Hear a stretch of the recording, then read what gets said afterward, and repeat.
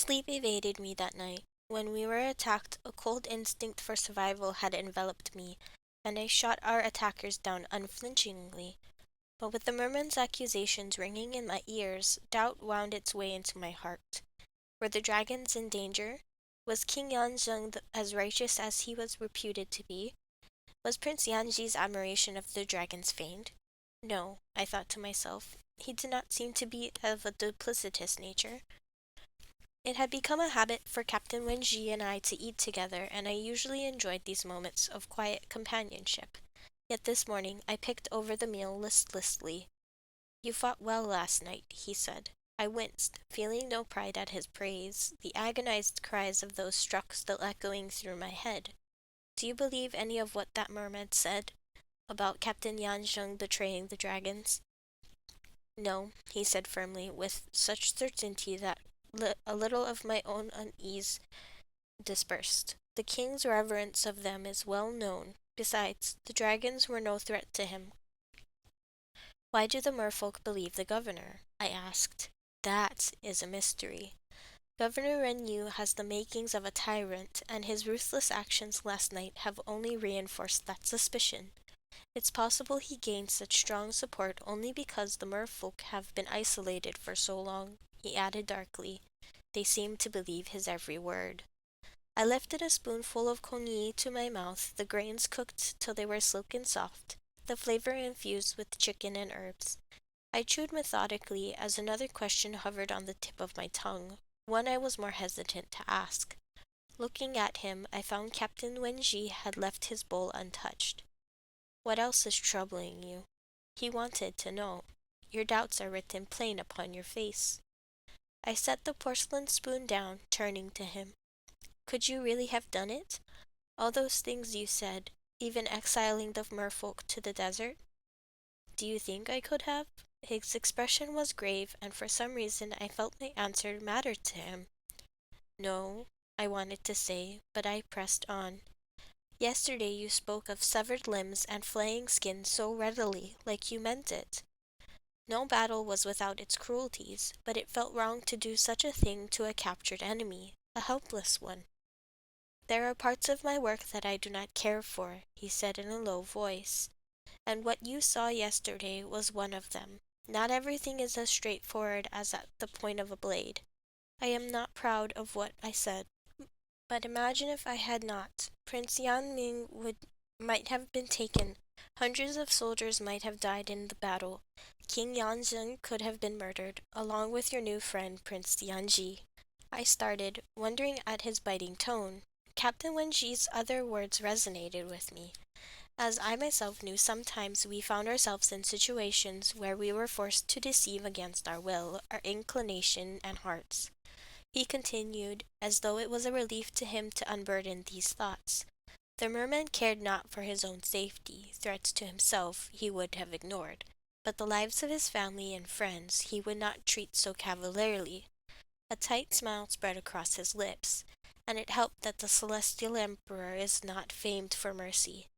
How well I knew this! I shuddered to recall the Emperor's icy gaze, the dread which had enveloped me at the sight of him.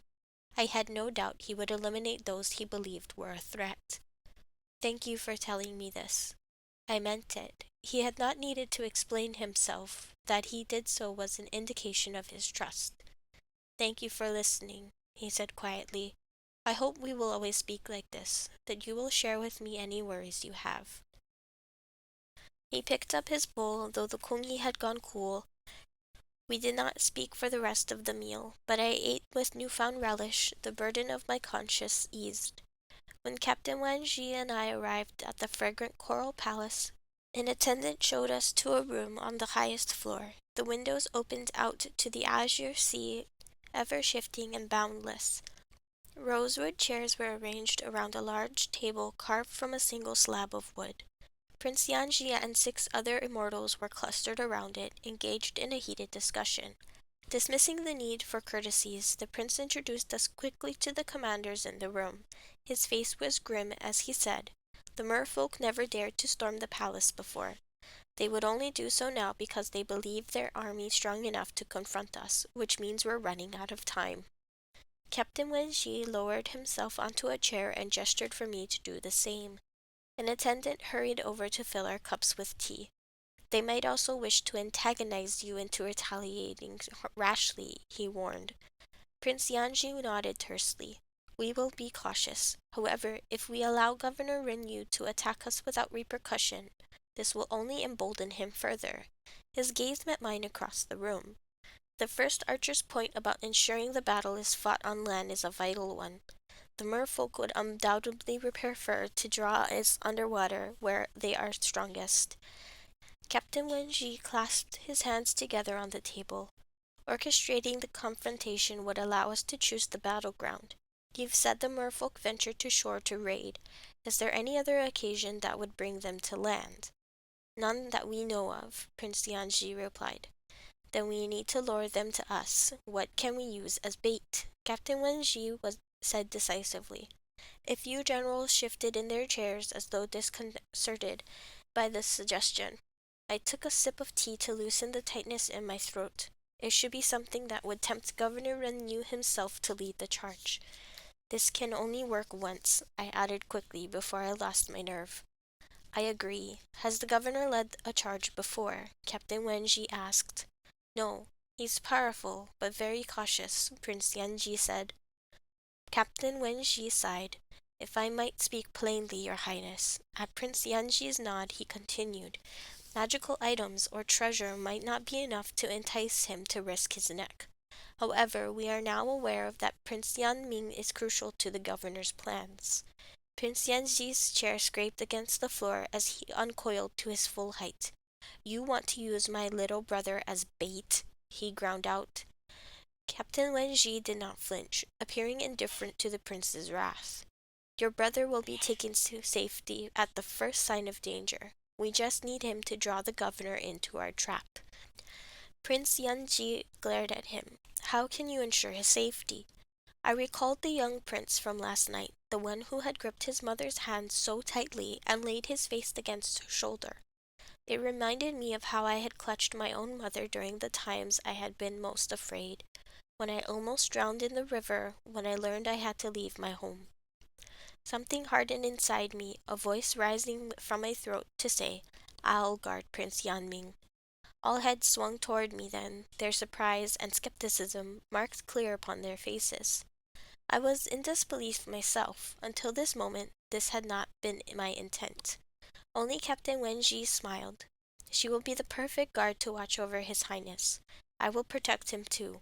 We can't surround him with more guards than usual, not without arousing suspicion. I slumped against my chair, relieved to no longer be the center of attention. Or was it because of his offer to stand watch with me? A little of the ice thawed in Prince Yanji's expression as he sat down again. Captain Wenji plunged ahead, always quick to sense an opening. This plan will work. After last night's attack, Governor Wenyu must realize it would be near impossible to take the prince from here. We could spread the news that Prince Yanming will be leaving soon for the Celestial Kingdom for his safety. All we need is for him to appear on the beach to convince the governor of his presence. First Archer Xingyin and I will be with him at every moment. If this doesn't draw out Governor Renyu, nothing will. A stout general with light brown hair frowned. His Highness has just his governess and one guard with him at all times. Moreover, he reddened as he shot me a furtive look. There are no women in our army. Would not the first archer's presence make the enemy suspicious? Silence greeted his astute observation. Captain Wenji tucked his chin between his fingers as his gaze slid over me. First Archer Xingyin can disguise as Lady Anmei, the prince's governess. I froze, quelling an instinctive protest. How could I delude anyone into thinking I was the elegant lady from the banquet?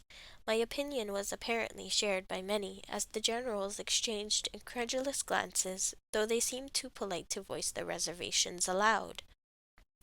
Captain Wenji had no such scruples. I know she looks nothing like Lady Anmei, but with the right clothes and accessories, some face paint.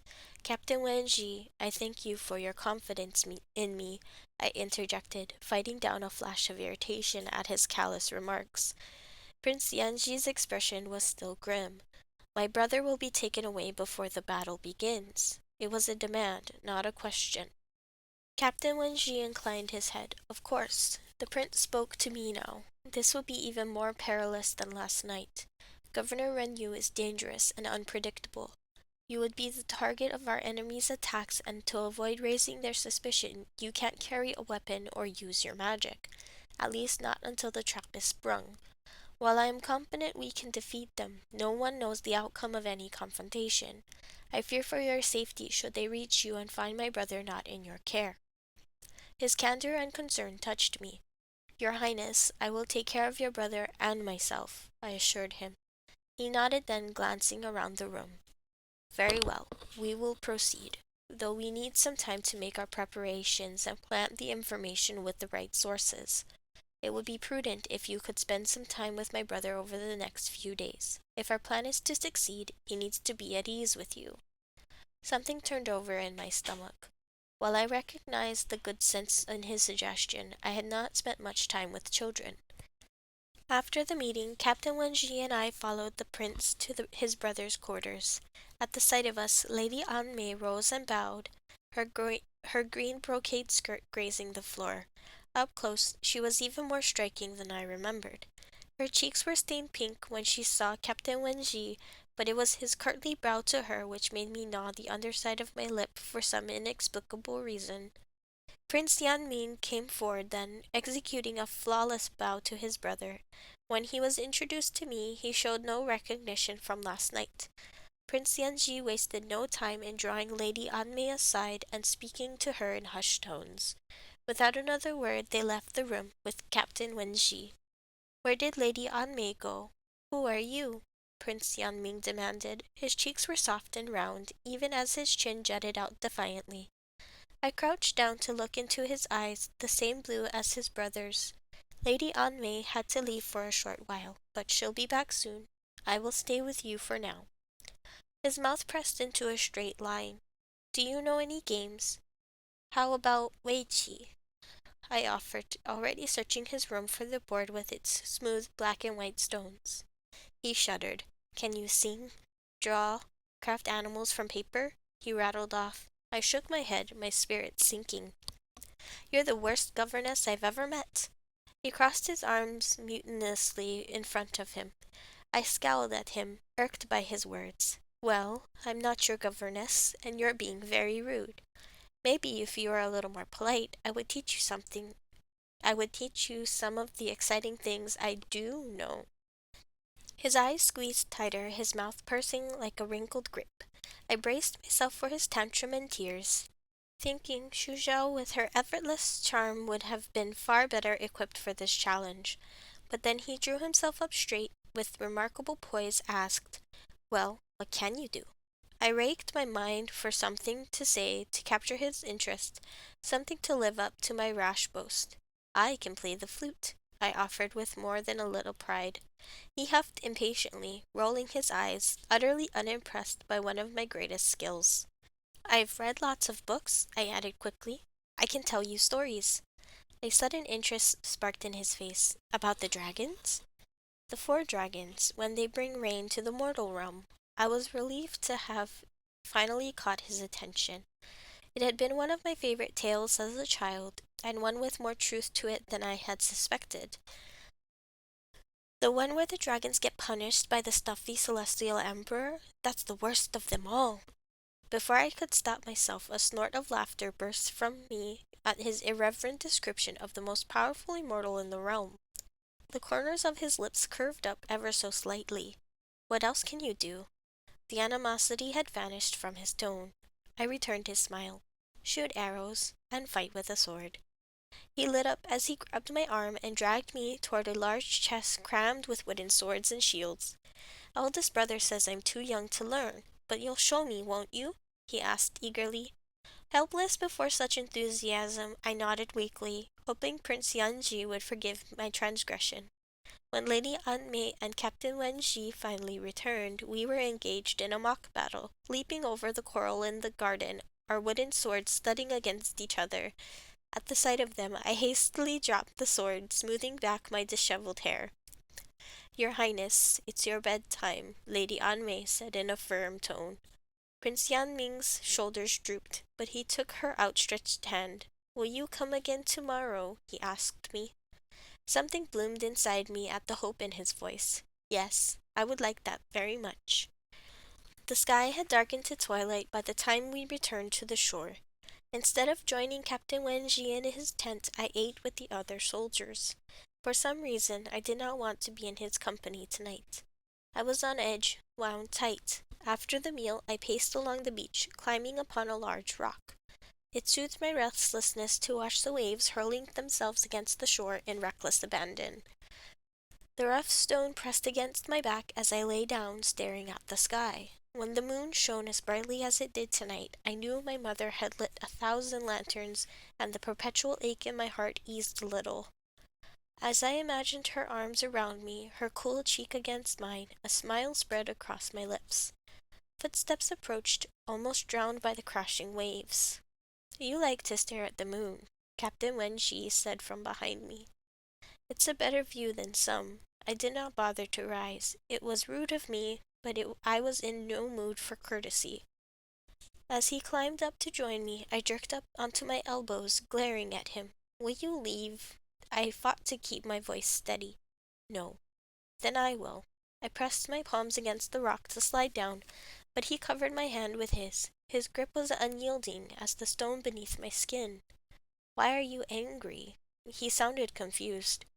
I snatched my hand away, wrapping my arms around my knees.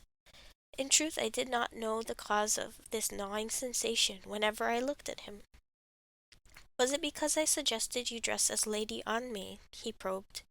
The memory of his careless words stung. You had no concern for me when you said that. His brows creased in surprise. Are you afraid? He asked, misunderstanding my meaning. You can take care of the young prince and yourself, even without weapons and magic, and if I had no concern for you, I would stand guard. Would I stand guard with you? I'm not afraid. Then what is the reason for your ill humor? His voice was as soft as the evening breeze. I know you admire Lady Anmei, and that I am not as beautiful or elegant as her, but it was not pleasant to hear it said aloud. Heat crept up my neck at the recollection. Admire her? If I was attentive to her, it was only because it seemed to annoy you. He grinned wryly before turning serious once more. Why would you want me? Why would you want to look like her? Why would a falcon want to be a nightingale? My pulse quickened. I did not know why, except I was suddenly unsure of myself. Eager to leave, and yet wanting to stay. Captain Wenji, just Wenji, his gaze held mine. Somehow, I knew it was a moment of great import to him, a mark of trust that he did not easily relinquish. My cowardly desire to leave vanished. I called Shuzhao by her name, but we were close friends, peers. I had only ever addressed him as Captain Wenji, as he called me Archer Xingyin. Any other form of address here would have been unthinkable.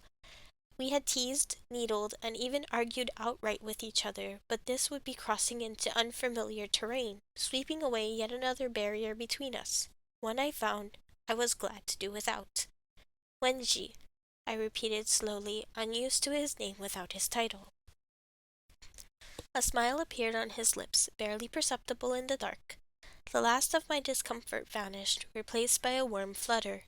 I did not speak again, and neither did he. Together we lay on the rock in companionable silence, the waves rushing to the shore the only sound in the night. The moon rose higher. Its glow glinted on the water, the fragments of 1,000 silver shards reflected on its surface. The breeze cooled my skin as the warmth in my chest spread to my veins, as though I was drunk on wine.